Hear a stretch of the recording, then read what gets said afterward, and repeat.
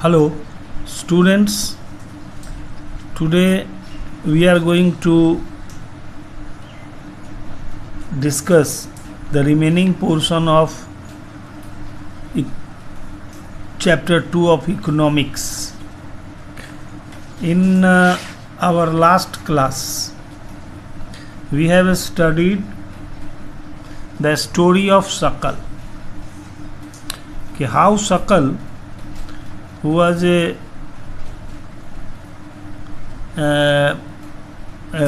who lived in a village whose father was an agricultural laborer and mother was engaged in domestic chores,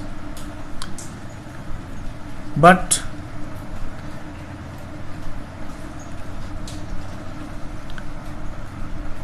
due to his father's effort or will, he started his study and complete his plus 2. He passed his plus 2 examination with computer training. For that his father has raised loan and other difficulties faced. बहुत तरह की कठिनाइयाँ उन्होंने उठाया, कर्ज भी लिया, बावजूद इसके उसको उन्होंने पढ़ाया और पढ़ने के बाद after completing his study he got a job in a private firm where he developed his own new kind of software, and for that his boss gave him reward and good salary, reward of promotion. This story shows how a simple student or boy can turn into asset with the help of education and healthcare. Now the another story of his friend Vilas. Vilas was an 11-year-old boy residing in same village as Sakal. सकल के ही गांव में रहने वाला 11 वर्ष का बच्चा था. And his father Mahesh was a fisherman. His father passed away when he was only 2 years old. जब वह 2 साल का था तब ही उसके पिता गुजर गए थे और his mother Geeta sold fish to earn money to feed the family. और फादर के मृत्यु के बाद उसकी माँ मछली बेचकर अपने परिवार के लिए को खिलाने के लिए पैसे कमाती थी. She bought fish from the landlord's pond and sold it in the nearby मंडी. वह एक जमींदार के पोखरे से मछली खरीदती थी और नज़दीक के मंडी में ले जाकर बेचती थी. She could earn only 150 a day by selling fish. एक दिन में मछली बेचकर वह 150 रुपया 150 रुपीज अर्न कर सकती थी मात्र. Vilas become a patient of arthritis.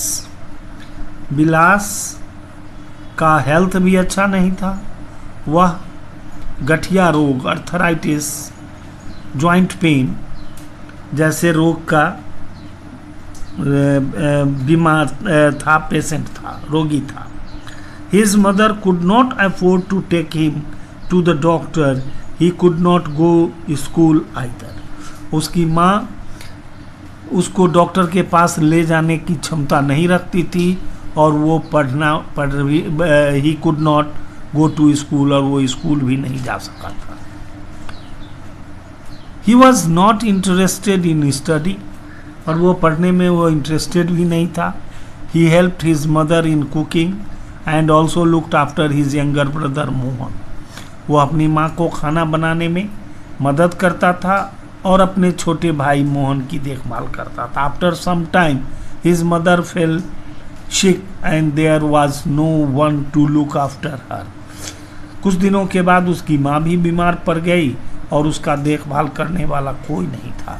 There was no one in the family to support them. और इसके बाद परिवार में उसके अलावा और कोई नहीं था जो उनको सपोर्ट करे. विलास too was forced to sell fish in the same village. He, like his mother, earned only a meager income. और अंत में विलास मजबूर होकर उसी गांव में मछली बेचने का काम करने लगा और अपनी माँ की तरह मीगर इनकम, बहुत कम थोड़ी सी आय अर्न करता था जिससे उसके परिवार का भरण पोषण होता था. Now let us discuss the result. In the two case studies, we saw Sakal went to school and Vilas did not. Compare the two study now. अब इन दोनों कहानियों के आधार पर हम देखें कि कैसे चेंज आता है. कि सकल went to school, Vilas did not go. सकल स्कूल गया और विलास नहीं जाता था. सकल was physically strong and healthy. वह एक फिजिकली स्ट्रॉन्ग बच्चा था शारीरिक रूप से और हेल्दी भी था, स्वस्थ भी था. There was no need for him to visit the doctor frequently. चूँकि वह स्वस्थ और मजबूत था इसलिए उसको बार बार डॉक्टर के पास जाने की ज़रूरत नहीं थी. Vilas was a patient of arthritis. He lacked the means to visit a doctor. Vilas arthritis का पेशेंट भी था लेकिन lack the means to visit the doctor, कि उसके पास इतने साधन नहीं थे कि साधन के अभाव में वो डॉक्टर के पास नहीं जा सकता था, इलाज नहीं करा सकता था. सकल acquired a degree in computer programming. Skilled formation की दृष्टि से देखें तो सकल ने कंप्यूटर प्रोग्रामिंग में अलग से एक डिग्री ली थी. सकल found a job in A private form while Vilas continued with the same work as his mother. He earned a meager income like his mother to support the family. तो सकल ने computer programming का training लिया और उसको private form में नौकरी मिल गई जिसके आधार पर. लेकिन विलास अपने पारिवारिक स्थिति, शारीरिक कमजोरी, बीमारी के कारण परिवार जो उसकी माँ काम करती थी या जो पिता काम करते थे वही काम करने में के लिए मजबूर हुआ और अंत में बहुत कम आय अर्न करके अपने परिवार को सपोर्ट करता था. इन द केस ऑफ सकल, अब यहाँ देखना है कि कैसे सकल, एक बच्चा जो पढ़ाई करता है, ट्रेनिंग लेता है, तो कैसे वो एसेट में टर्न होता है.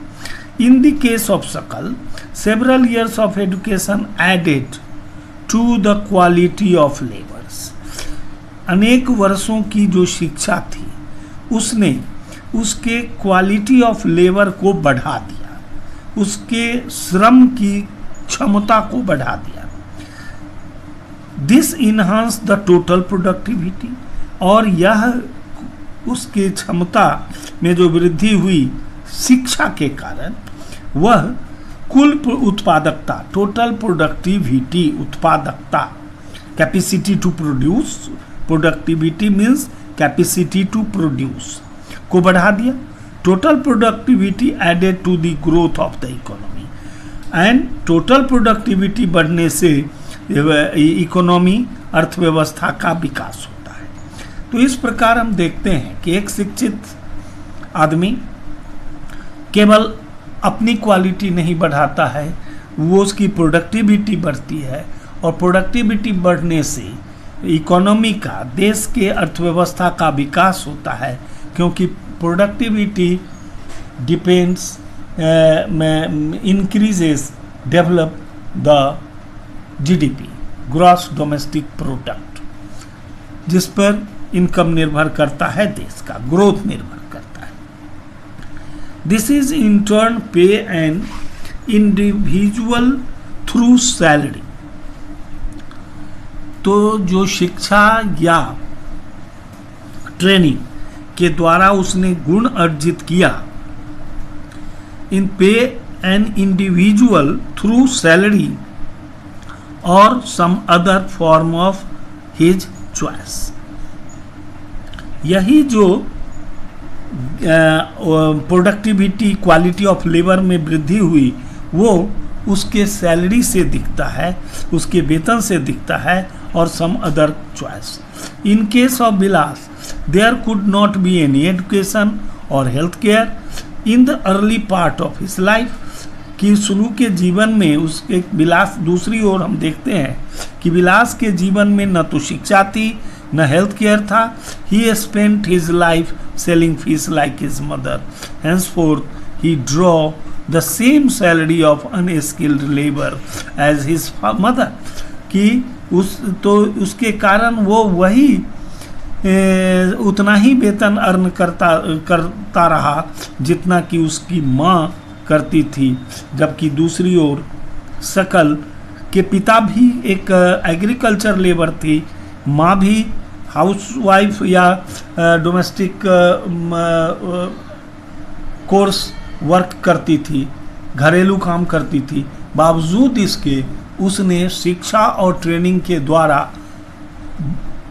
अधिक इनकम, अच्छी सैलरी और प्रमोशन पाकर ये साबित किया कि एजुकेशन और ट्रेनिंग से, हेल्थ केयर से जो एक एसेट कैसे बन सकता है। तो investment in human resource, this is very important, via education and medical care can give high rate of returns further. This investment on people is same as investment on land and capital। कि investment in human resource की शिक्षा और स्वास्थ्य सुविधा के द्वारा मानव पर जो खर्च होता है वह